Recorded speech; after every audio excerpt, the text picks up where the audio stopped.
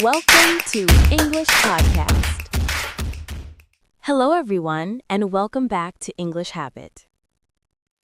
We're really happy to have you here. If you're new to the channel, this is the place where we practice English through meaningful conversations, real ideas, and real-life topics.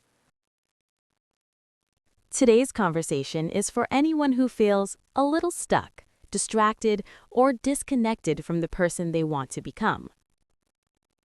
We'll be talking about how to reinvent your life using practical ideas you can actually apply, not theory, not motivation, but habits and perspectives that work in daily life.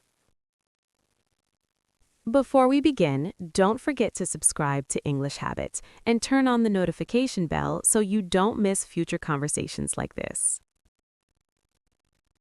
If you find this dialogue helpful, please like the video and share it with someone who's also learning English or trying to improve their life. All right, let's get started. I've been thinking about change a lot lately. Every time I feel dissatisfied with my life, I imagine that changing means starting over in a dramatic way. New habits, new routines, a new mindset, almost like I need to become a completely different person overnight. That expectation is exactly what stops most people from changing at all. They think transformation needs a grand plan or a perfect system. Or the perfect version of themselves. Yes, they wait until they feel confident, motivated, disciplined, or inspired enough to begin. And while they wait, days pass, then months, sometimes years. And nothing really changes. Right. Real change usually doesn't announce itself. It doesn't come with excitement or certainty. It begins quietly, often when no one else notices. What does that quiet beginning look like? It usually starts with a single internal decision. I'm going to take responsibility for myself again. Responsibility still sounds heavy to me, almost like pressure. That's because we associate responsibility with blame or punishment. But responsibility can also mean ownership. Ownership of your actions? Of your choices, your time, your energy. Once you stop waiting for motivation, inspiration, or permission from someone else, something shifts. You realize you don't need ideal conditions to act. So reinvention isn't about becoming someone new. No, it's about becoming more aligned with the person you already know you should be, the version of you quietly respect. That feels less overwhelming. That's the point. Change doesn't need drama. It needs honesty. If someone decides to take responsibility again, where should they even start? With the body. That surprises me. Most advice starts with mindset. Mindset matters, but the body is often the fastest way to create change. The body doesn't negotiate the way the mind does. What do you mean? The mind is excellent at rationalizing. It can create excuses that sound logical. The body is simpler. You either move or you don't. So physical effort becomes a form of training. Exactly. When you do something physically uncomfortable, exercise, endurance training, cold exposure, you're practicing discipline in its purest form. Even when you don't feel like it. Especially then. Every time you act despite resistance, you teach yourself something important. I don't have to obey every impulse. That's a powerful realization. It builds trust with yourself. Over time, you start believing that when you say you'll do something, you actually will. So the goal isn't just fitness. Not primarily. The real goal is mental strength, consistency, and self-respect. Self-respect comes from keeping promises to yourself. Exactly. And the body is the easiest place to start practicing that. But what if someone is genuinely trying and still feels stuck? Then they shouldn't keep pushing alone.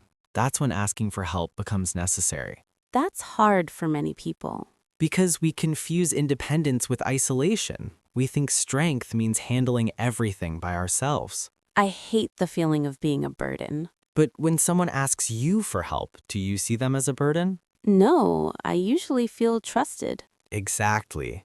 Growth isn't meant to be a solo mission. Guidance, feedback, and support are normal parts of progress. So asking for help isn't weakness. It's courage. It means admitting you don't know everything and choosing growth anyway. That takes humility. And maturity. A lot of people try to change by consuming more content. Books, videos, podcasts. And that can help, but it can also become another trap. How so? When consumption replaces action, learning feels productive, but without application, it becomes avoidance. So you feel busy but stay the same. Exactly. More information isn't always better. What matters is useful information, the kind that changes behavior. That requires slowing down. And choosing carefully. It's better to deeply engage with a few meaningful ideas than to skim hundreds of shallow ones. Quality over quantity. Always.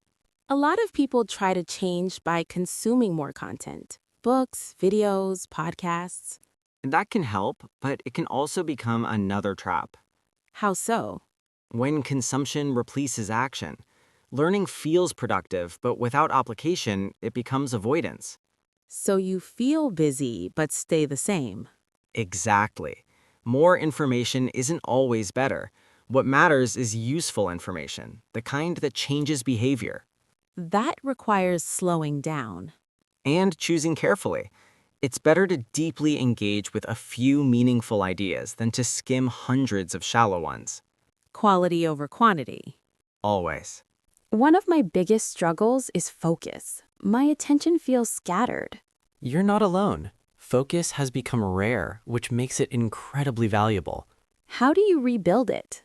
By practicing presence, one task at a time, fully. Even when distractions are everywhere? Especially then, focus isn't about perfect conditions. It's about training attention despite noise. That sounds exhausting.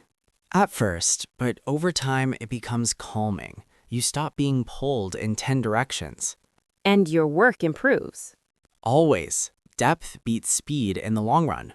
What about habits we don't even notice anymore? Those are the most dangerous. Like checking your phone automatically? Exactly. Or needing constant stimulation or avoiding boredom. Are those habits really harmful? They become harmful when they control you.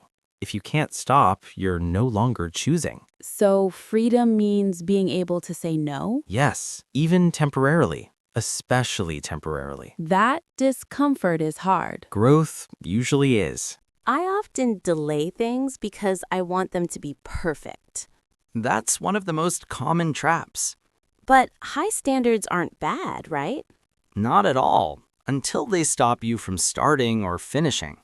So perfection becomes fear. Fear of judgment, fear of failure, fear of being seen. What's the alternative? Progress, action, improvement over time, Shipping imperfect work. and refining it later. That takes humility and courage. I like the idea of direction instead of endless goals. That's why choosing a guiding word works so well. One word for an entire year? One principle, something that reminds you who you want to be when things get hard. Like discipline or patience. Exactly. It simplifies decisions. When you're unsure, you ask, does this align with my word? That feels grounding. That's because clarity reduces anxiety. There's still a part of me that wants to wait until I feel ready. Readiness is a myth. That's uncomfortable to hear. Most meaningful actions happen before we feel prepared. Waiting is often just fear wearing a reasonable mask. So action creates readiness? Always. The best time to act was earlier. The second best time is now. This conversation feels like a mirror. That's the goal. Not motivation, clarity. I don't feel rushed. I feel steady. Then it's working. I think I know my next step. Good. Take it today. This conversation feels like a quiet reset for me. That's exactly what we hoped for. Not pressure, not hype, just clarity. If you've been listening and feeling seen, you're not alone. And you don't need to change everything at once. One honest step is enough to begin. Before we wrap up, we want to say thank you for spending this time with us. Welcome to English Hobbit, a place where we practice real English through real ideas. If you enjoyed this conversation, don't forget to like the video and subscribe to the channel. It really helps the channel grow and allows us to keep creating deeper, more meaningful content like this. We've also prepared a free PDF for you. Inside the PDF, you'll find a summary of today's key ideas, Reflection questions to help you apply them. useful vocabulary and expressions from this dialogue. You can download it for free. The link is in the description below. No sign-up pressure, just something to support your learning and personal growth. Take one idea from today and try it this week. Small actions done consistently change everything. Thanks again for watching. We'll see you in the next episode of English Hobbit. Take care and keep growing.